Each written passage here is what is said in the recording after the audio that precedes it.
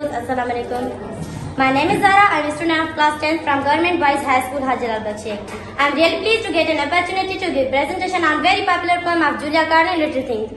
First of all, I would like to introduce the great poetess of this poem is Julia. Little grains of sand make the mighty ocean and the pleasant land.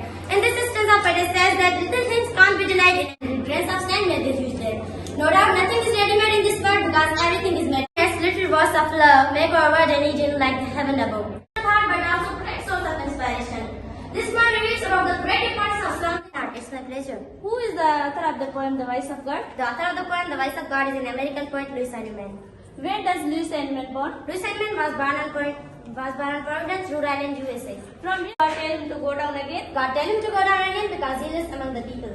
What is the message of the poem The Voice of God? The message of the poem, The Voice of God, that God is not in the sky heights or somewhere else, but He exists everywhere. What do you mean by a steeple?